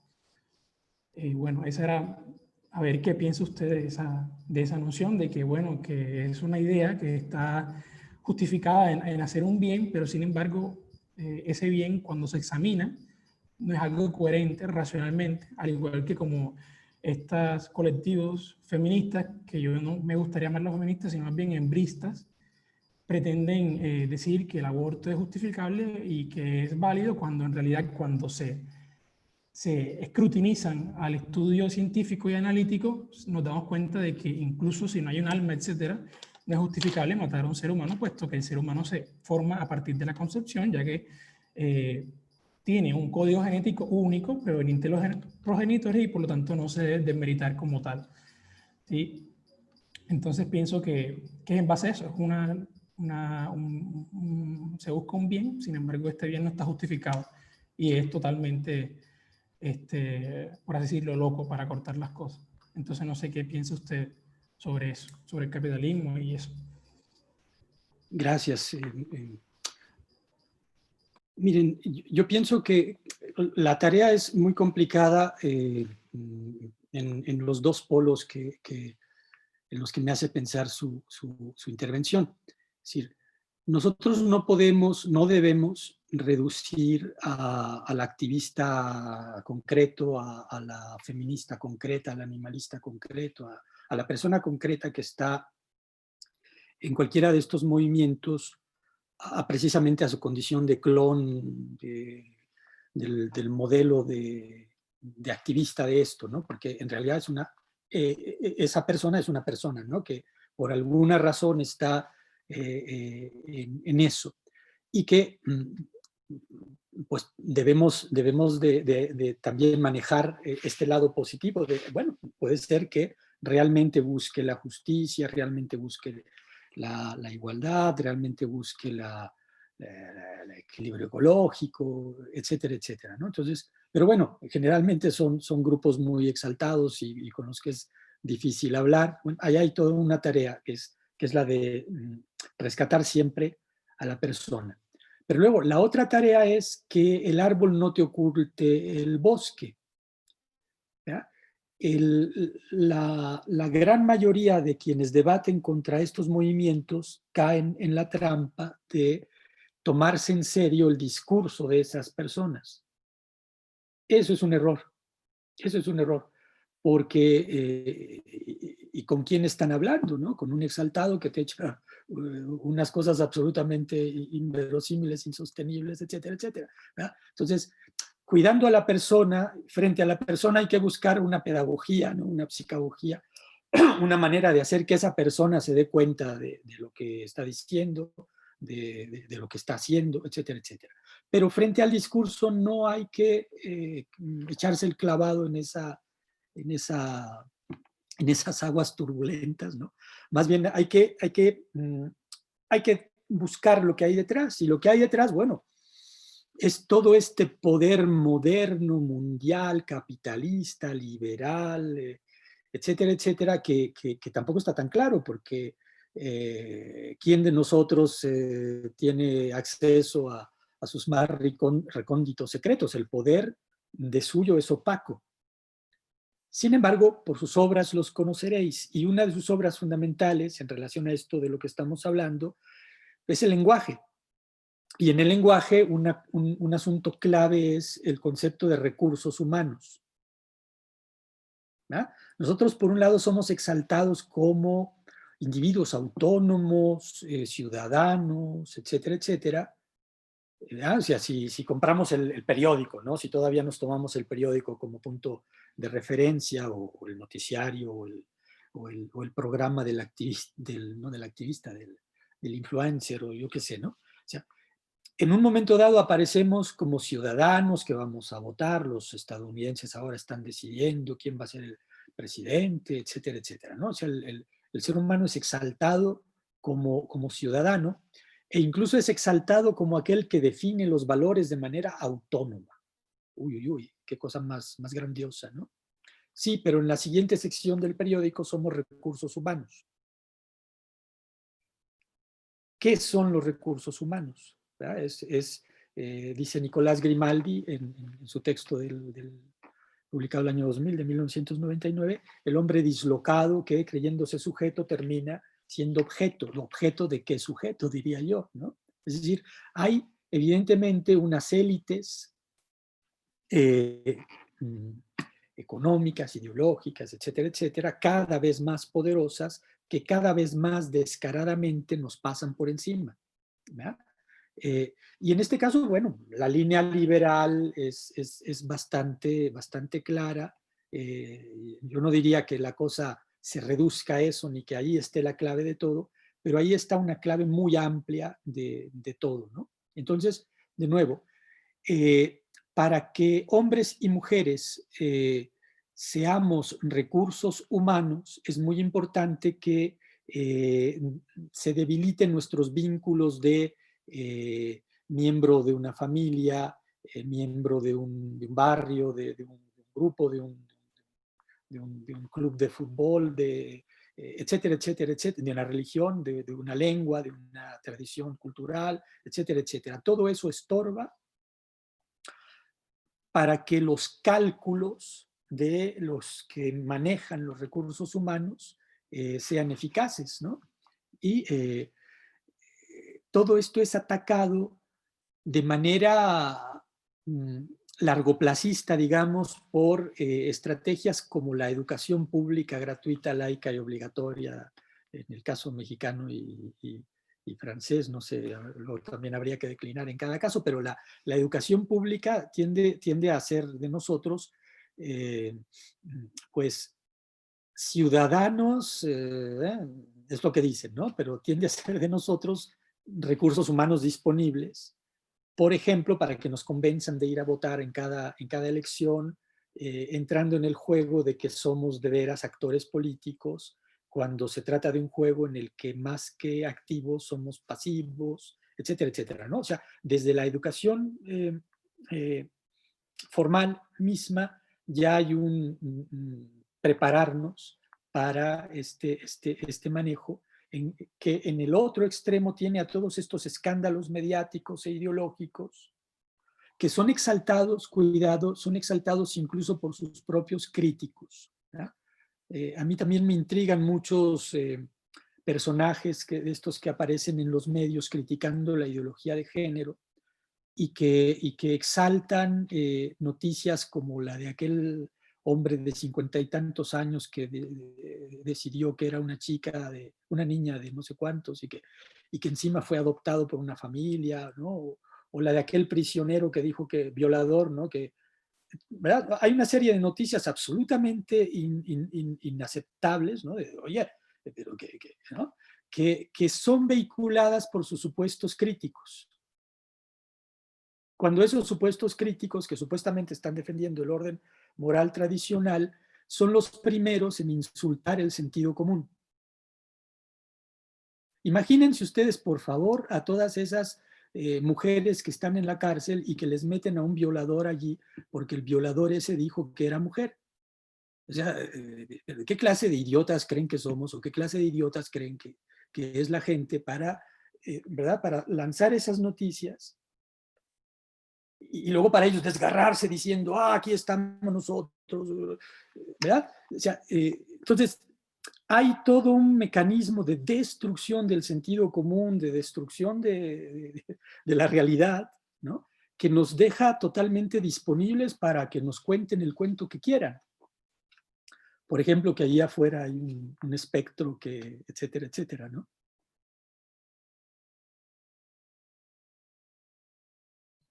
Bueno, vamos a darle la palabra a Blanca. Doctor, antes de darle la palabra a Blanca, ¿cuánto tiempo tiene?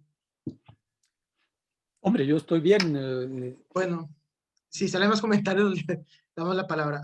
Blanca, si quieres, abrir tu micrófono. Sí, claro. Buenas noches. Estuve haciendo un par de anotaciones y iba a preguntarle, usted habló exactamente de la separación de la base natural de la mujer, que es la procreación. Por motivos biológicos, esto es bastante evidente, somos las procreadoras. Y usted mencionó también que estos colectivos atacan especialmente a la mujer, pero hay que recordar de que estos ataques no son recientes, de hecho llevan muchísimo tiempo desde la primera ola del feminismo, que fue cuando la mujer adquirió el voto, hasta la segunda en los años 60, junto con la llegada de la pastilla anticonceptiva, que, por cierto, fue inventada por un mexicano, no para ese motivo, sino para el tratamiento de ovario poliquístico en 1951, y que fue usado porque se dio cuenta de que producía lo que se podría llamar un aborto, porque al final de cuentas los medicamentos que se utilizan en la pastilla anticonceptiva son los mismos en la pastilla del día después, que a su vez provoca un aborto.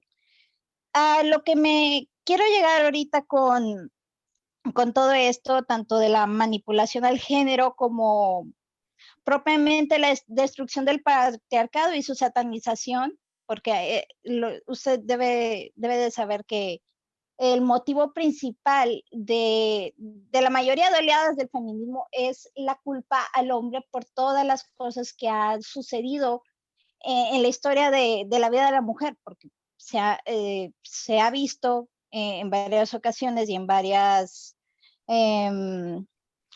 culturas que no solo la mujer era menospreciada, sino que también se trataba como moneda de cambio a la hora de guerra, o como mujeres de confort, o como precios de conquista. Pero esto no es una consecuencia moderna. A lo que me refiero es, no es lo motivo de la modernidad, sino todo lo que se ha hecho anteriormente para surgir a estos tiempos.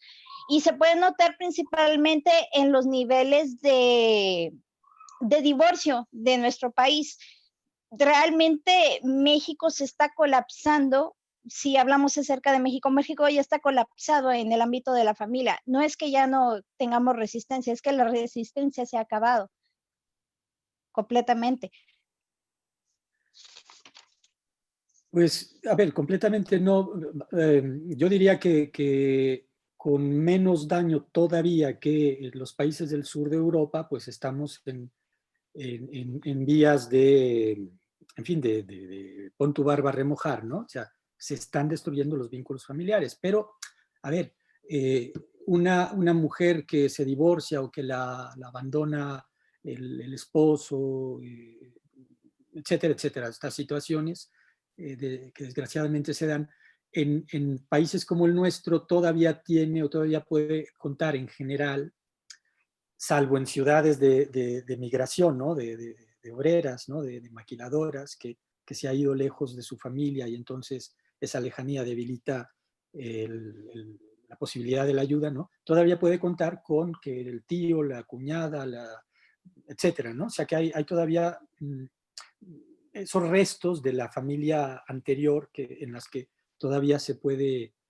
apoyar no solo a la mujer, sino todos y cada uno de nosotros. Pero, Todavía. doctor, ¿cómo podemos decir eso cuando la tasa del matrimonio es apenas de 5.8 por 1000 habitantes? Eso significa que cuando las familias mueran, simplemente ya no va a haber quien la apoye porque los números están disminuyendo.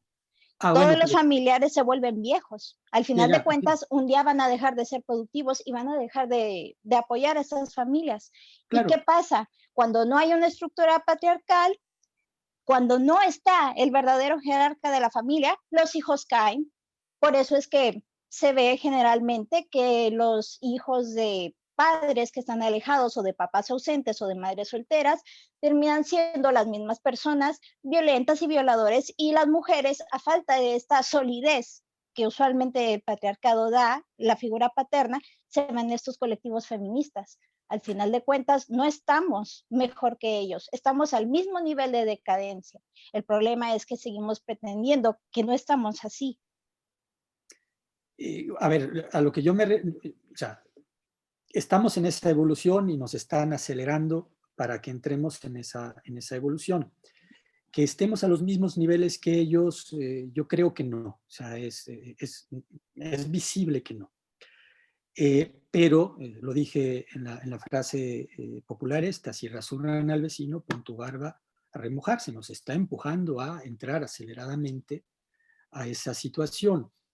Entonces sí, hay que darse cuenta de ello y ponerse las pilas y tratar de resistir, de hacer algo, de frenar, ¿no? Pero sí, se nos está empujando en esa situación. Luego, mucho cuidado con precisamente las trampas conceptuales. Hay un montón de trampas en las que caemos. Por ejemplo, esta de patriarcado. ¿verdad? O sea, se habla de las feministas hablan de patriarcado, el discurso mediático, intelectual habla de patriarcado como si ese fuese un concepto unívoco, cuando es obvio que no puede ser asumido como tal. Si estamos haciendo antropología, ¿verdad? Habría que ver de qué sociedad estamos hablando, cómo se estructura esa sociedad, y qué lugar ocupa el padre en esa sociedad. Y las sociedades son distintas, incluso, por ejemplo, en los siglos de la cristiandad. Vuelvo a la tesis de Manuel Todd, la familia cristiana mediterránea no era igual a la familia cristiana del norte de Europa, y en México igual, la familia cristiana del norte de México no era igual que la familia cristiana del sur. Vamos, las categorías antropológicas, bueno, sí, hay un padre y hay un lugar del padre, claro. Hay eso de universal o de general, pero luego hay que ver cómo encarna eso en cada sociedad concreta, en cada cultura concreta. Igual los números de las estadísticas es otra de las trampas en las que caemos, ¿no? Es como ahora con lo de las curvas de los casos de la enfermedad esta tan famosa. ¿Cómo cuentas en la misma gráfica, ¿no? A los que estornudan que a los que no estornudan, a los que tienen fiebre que a los que no tienen fiebre, ¿verdad? Eso es una falacia absolutamente evidente. O sea, son cuestiones más finas en las que luego habría, pues, cada uno en cada caso que entrar. Pero grosso modo sí. Bueno, sí se puede contabilizar lo del COVID, en especial con lo de las pruebas. Por eso es que incluso con enfermedades más antiguas como la tuberculosis, cuando usted se hace una prueba de tuberculosis, se puede identificar en qué nivel está. Si usted puede contagiar a alguien de tuberculosis y usted no estar enfermo, o si usted está en la fase de contagio y aparte contagiar a otros y usted está enfermando. Sí existe la contabilización. Obviamente en esta enfermedad nueva han habido bastante manipulación, pero físicamente sí es contable. El problema es que en países como aquí se nota cierta manipulación, en especial porque las pruebas son en general muy caras. Una prueba de COVID cuesta de 2,000 a 2,500 pesos, mientras que una de tuberculosis apenas cuesta 250. Yo no soy experto, pero he estado atento a expertos de diversos países, y los expertos que hablan precisamente por los canales que no son los dominantes dejan perfectamente claro que eso de contar, lo que nos enseñaron en la primaria, no puedes contar tú naranjas, jitomates, plátanos, peras, etcétera, etcétera, y decir, en fin, tengo tantas frutas. Bueno, sí, tengo tantas frutas, sí, ¿no? Pero, en fin, contar unas cosas con otras es engañoso. Y lo que están haciendo con la enfermedad esta es engañoso, y además es una repetición. Cuando la gripa H1N, la gripa mexicana, ¿verdad?, hicieron lo mismo, y meses después todos empezaron a confesar, muchos meses después, muy discretamente, es que había la política de que había que contar, etcétera, etcétera.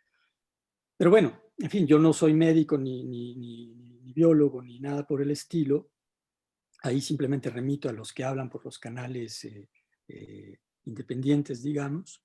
Pero lo que sí está claro es que una estadística es ante todo engañosa, porque eso nos manda a un mundo que no es el mundo real, nos manda al mundo mental, al mundo de lo cuantificable, al mundo de lo matemático, precisamente al mundo de los recursos humanos, etcétera, etcétera.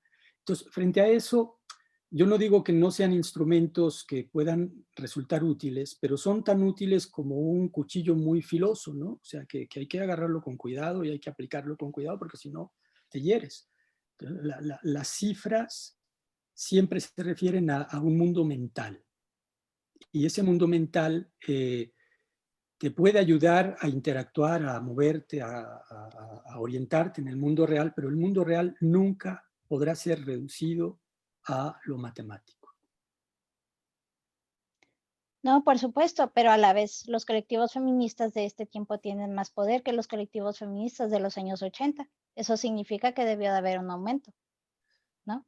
No, eso significa que hay poderes mayores detrás de ellos o intereses mayores detrás de ellos. Por supuesto. A petición de Ignacio López, esta será mi última pregunta. Muchas gracias. Al contrario. Muy bien, Entonces, doctor, solo una última pregunta, menos sustantiva, antes de dejar por terminado. Yo también quiero hacer una, ¿Dónde? pero primero. Oh, bueno, ok. Entonces después, Jorge, ¿dónde podemos encontrar el papel que esta vez nos ha expuesto el paper? ¿En alguna revista, algún libro? Está inédito, pero yo se los mando por correo. Se lo mando a Raúl y él para el grupo, pues, porque Claro, sí, quizá sí, es claro, algo que claro. está por ser publicado y no puedo yo hacerlo público sin Por supuesto, traicionar sí, de alguna manera la publicación. lo mantenemos privado. Muchas gracias, doctor. ¿De qué?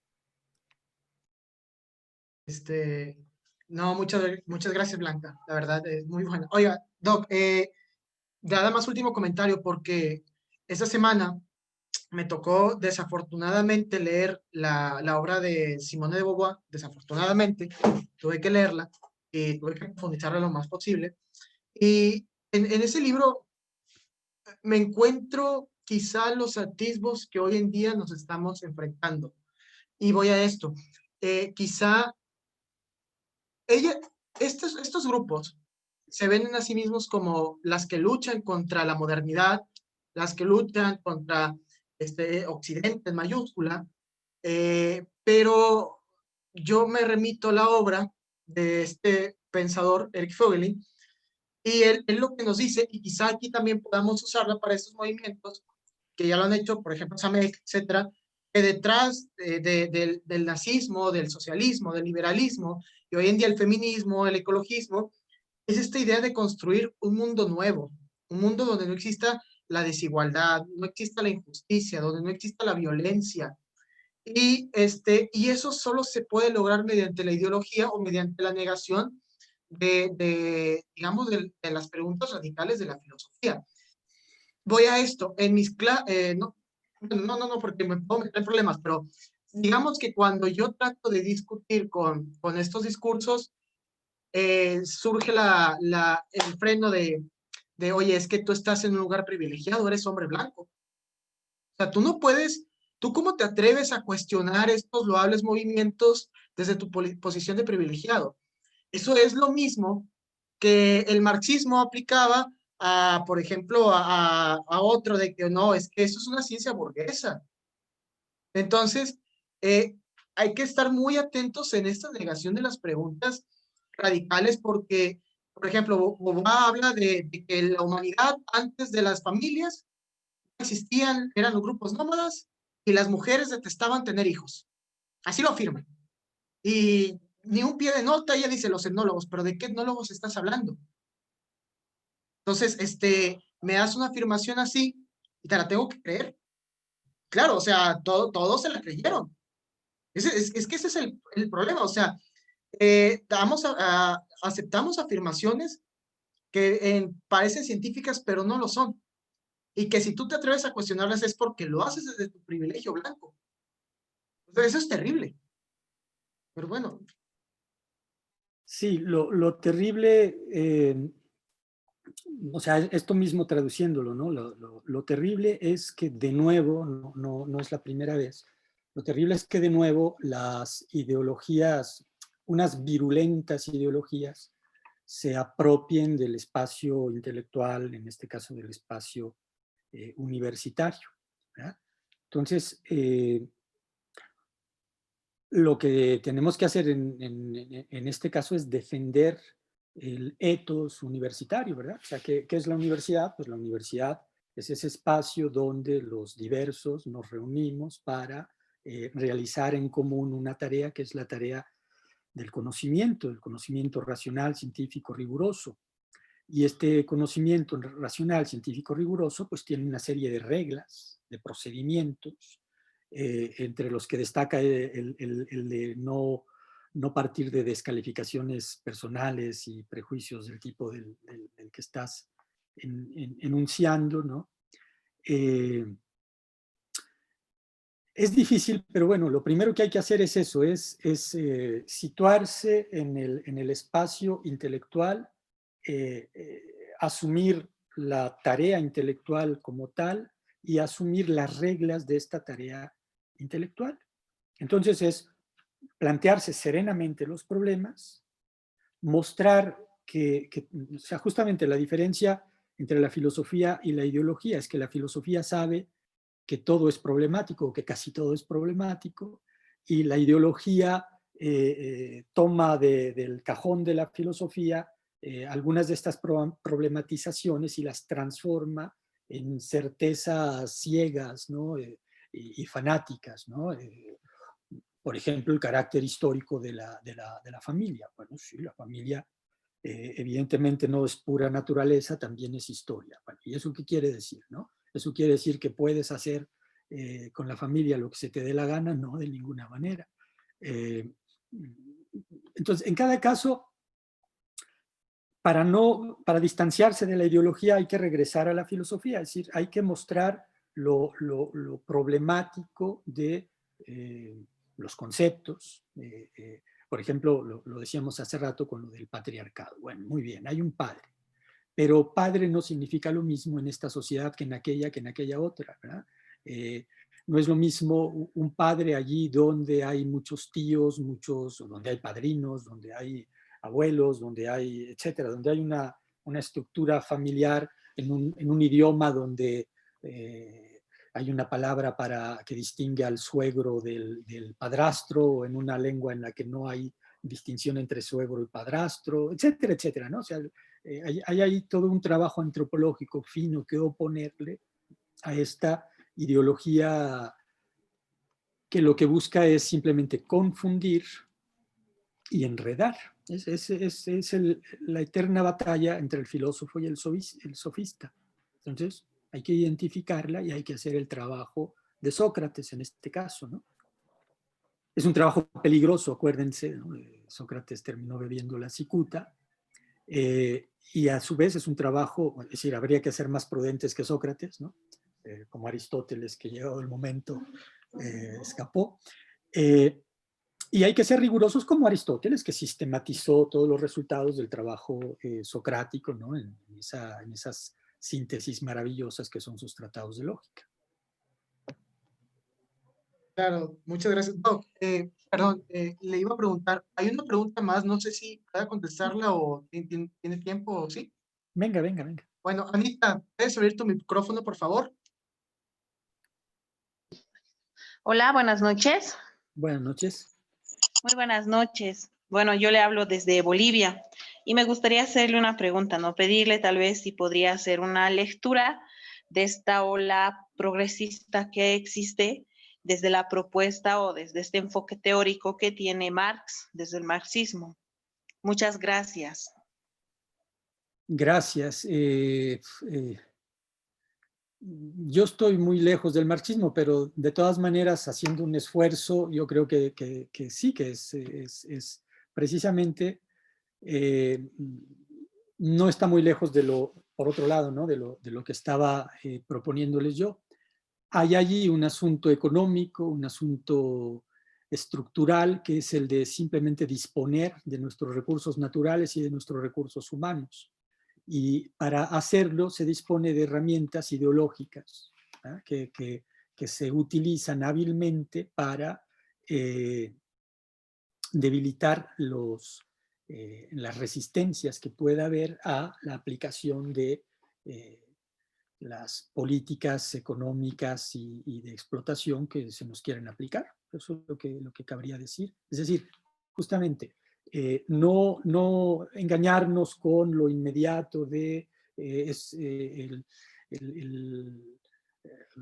justo, es injusto, tiene razón este, tiene razón el otro, en un solo plano, pues, que privilegian los medios, ¿no? De, oye, tú, la mujer lavando los platos cuando regresan los dos del trabajo y el otro tiene que lavar los platos. Bueno, eso es un plano importante si ustedes quieren, pero es un plano engañoso en la medida en que todo está estructurado para que nos quedemos en ese plano de la discusión y no veamos precisamente el plano estructural, el el plano económico, ¿no? Que es, con la supuesta liberación de la mujer, lo que se hace es que se dobla, por lo menos, el contingente de los que están buscando trabajo, por lo tanto se puede pagar menos el trabajo, y a su vez se asegura que se reduzca la población. Son cosas del tipo del análisis económico, demográfico, ¿no? Que hacen todavía los intelectuales marxistas, que es muy importante asomarse a eso antes que caer ¿verdad? Hace rato les decía, hay que entrar en el detalle antropológico. Acá no hay que quedarse en el detalle moral, digamos, y hay que mirar también la estructura económica y demográfica, ¿no? Muchísimas gracias.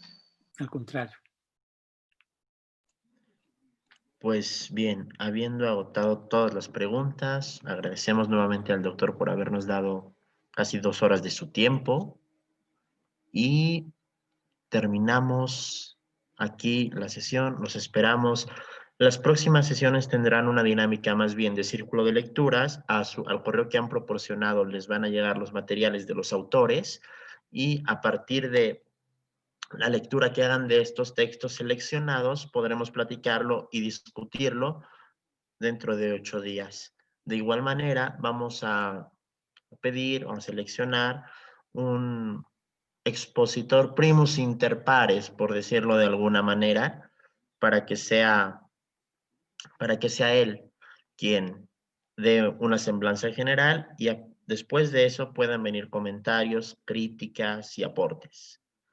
Entonces, habiendo dicho esto, me preguntan cuál libro se trabajará.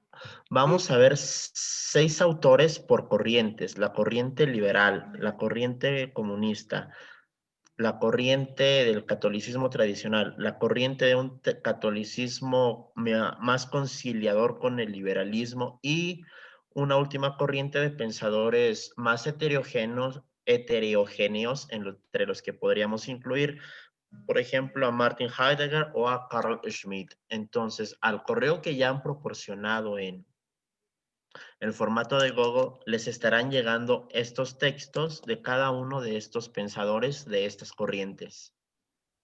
Oye, Ignacio, nada más quiero agregar algo. Adelante. El próximo libro que tenemos que comenzar, yo les voy a dar los capítulos. No sé si, Ignacio, tú los tengas en PDF.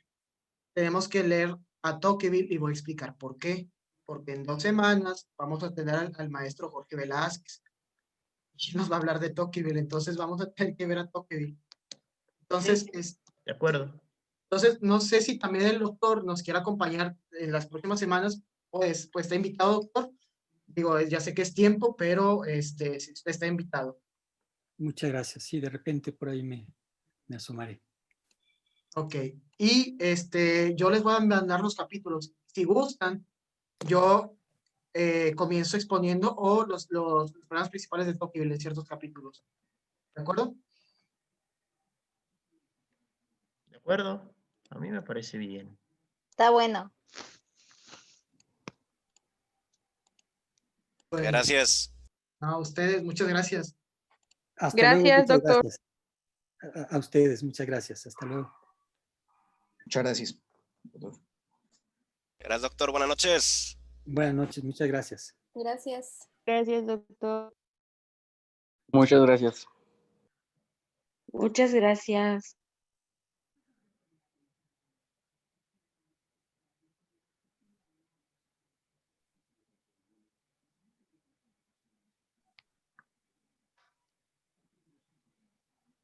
Poco a poco se van todos. Sí, sí, pues Anita, si me estás escuchando, ya puse el formulario de Google en el chat. Ahí te puedes registrar. Estuvo basado, ¿no? Dejar de grabar.